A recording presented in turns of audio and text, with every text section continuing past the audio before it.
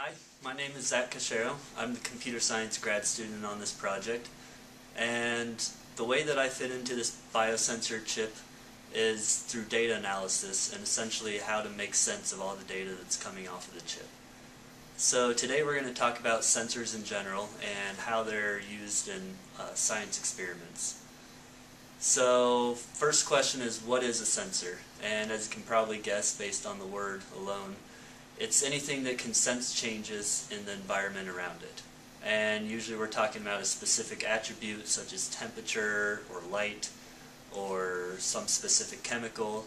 And the environment might be the room around you, or it might be a chemical solution, or in an electric circuit, or in the case of the biosensor chip, it'll be a tissue slice.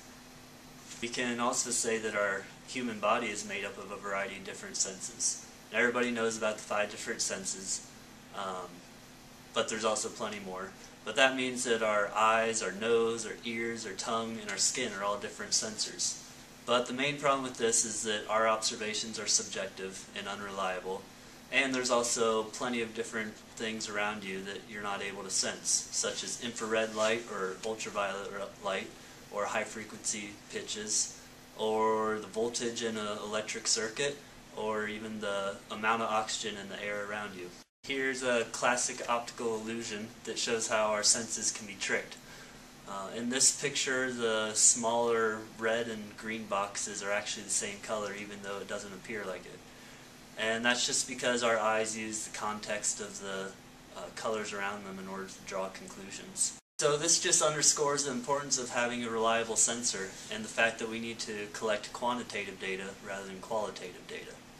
So an ideal sensor, in order to be as accurate as possible, should be extremely sensitive to the particular attribute that we're observing and insensitive to any other changes in the environment. And sometimes this is easier said than done. So when we run an experiment, we need to be able to reliably observe the changes in the independent variable in order to draw some conclusions from this. And we want to have some quantitative data so that we can perform a statistical analysis on the data, and if we want to build some mathematical models from this. So when talking about sensors that produce quantitative data, they can still fall into 2 different categories. Those that are electronic and produce an electric signal, and those which rely on some sort of physical property, such as a mercury thermometer or a pressure gauge. From now on, we'll focus on just electronic sensors because they have several different advantages. For one, there's no human error when reading off the values, and also they allow for automatic data collection, which helps out if you're running many different repeated experiments and collecting all that data. And it also allows us to do some analysis as we're collecting the data during the experiment, and this is called online analysis. Now I'll talk to you about some different types of sensors and the different attributes that they can detect. So here we have several different categories that they can fall into, although there are more. We have acoustic, optical, magnetic, electric, thermal, biological, chemical, and mechanical properties. And for some specific examples, there's the ammeter, which detects the amount of current in a circuit. The infrared temperature sensor is able to monitor the temperature based on the infrared radiation coming off of an object. You're probably familiar with the accelerometer from a Nintendo Wii remote. And the metal detector detects changes in the magnetic field. A microphone picks up on sound waves. A photoresistor is able to monitor changes in the light around it. A sonar fish finder uses acoustic waves in order to locate fish. A piezoelectric pickup uses a material that's able to create an electric signal based on the compression of that material. So it's able to pick up on the vibrations of the instrument. A carbon monoxide detector just actively monitors the carbon monoxide in the air.